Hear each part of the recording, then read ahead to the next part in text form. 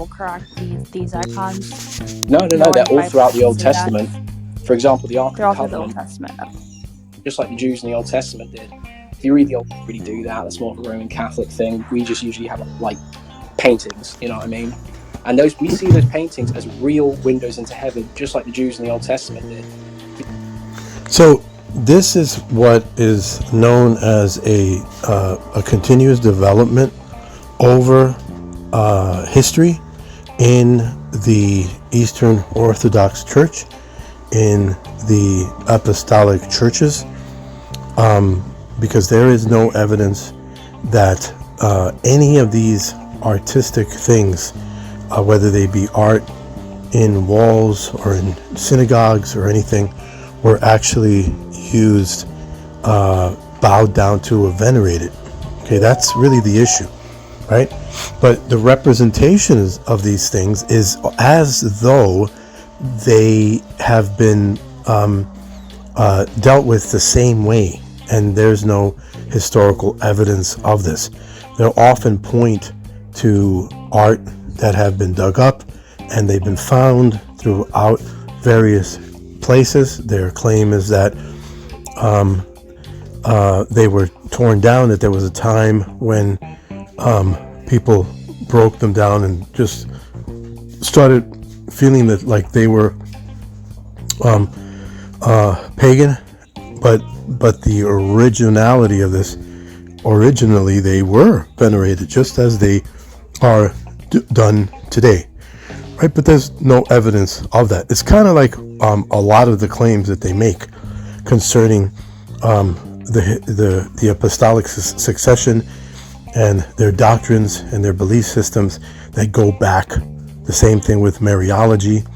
All of this stuff is like, yeah, well, we see the subject, we see early church fathers speak of these things, but the very words that we read of the early church fathers themselves have to be interpreted, right?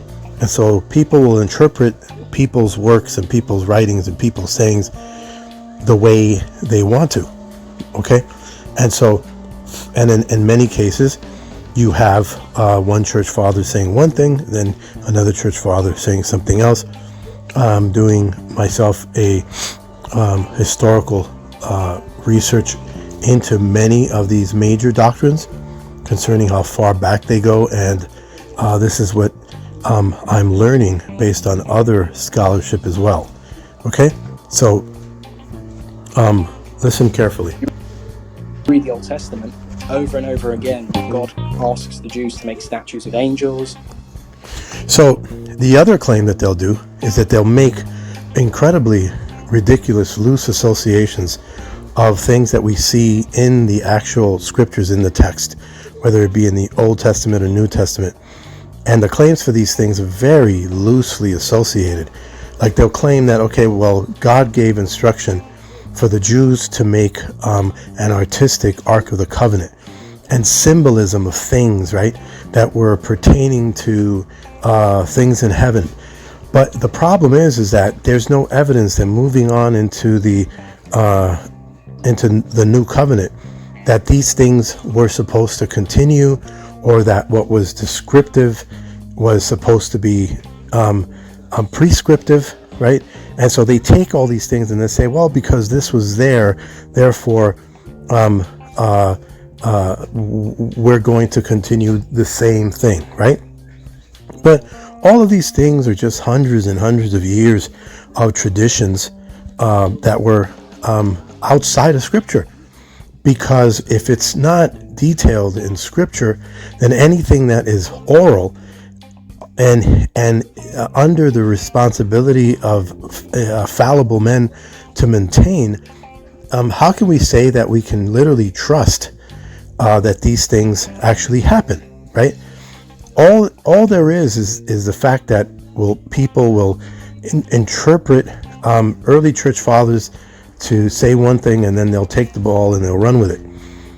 And because they have the philosophy of infallibility within not just Scripture, but also within the councils and and the church, because they have that philosophy of believing that there's infallibility within councils as well as scripture, they fall into this temptation of believing these things, and they're now written in stone for them.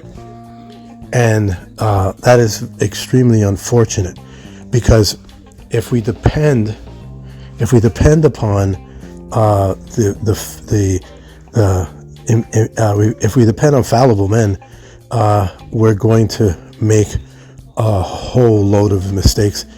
Things are going to grow through those very same traditions. They're going to change and shift, as we know traditions inevitably will.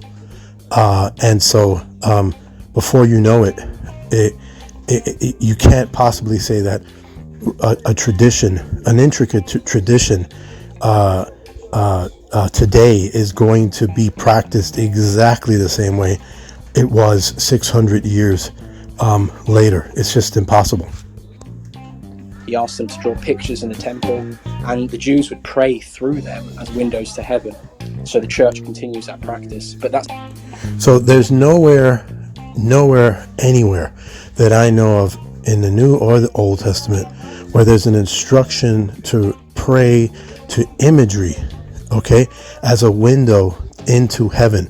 Notice how he does not demonstrate or give a chapter or verse, because it'll be highly critiqued. nowhere to be found in any Protestant church. And that's because it's absolutely unbiblical. Interesting. And that's not in the Bible, correct? These icons? No, they're all throughout the Old Testament. For example, the Ark of the Covenant. It's going to fall. Yeah, God asked the Israelites to build 2 cherubim on the Ark of the Covenant. If you look all over them, and that's why all the synagogues they've dug up from, like, let's say 1900s forward, are covered in icons. All the earliest churches covered in icons. All the Christian caves the monks would go to, covered in icons. It just very well is that there are, as human beings, we're predisposed differently. You know, we have different, I don't know how to say it, but we have different proclivities. Some people need to be more rational than others, and then other people have to be more experiential, right? And so there are people that are drawn, to this type of sensory holiness, and this call, this claim of superstition. You know, I'm words are failing me at this point to try to describe the distinction of the necessity that people have in order to grab on to certain attributes of religion, and so to actually grab on to these things, and these are people, many of them who have left Protestantism for a very religionistic and experiential type way of worship is very intriguing to me. It's very it's pretty fascinating how these things work. But every church, every human being has his or her bent. If you go to the catacombs in Italy, covered in icons. I mean, it's very mind-blowing, because that's once again nowhere to be found in Protestantism, you know. Interesting.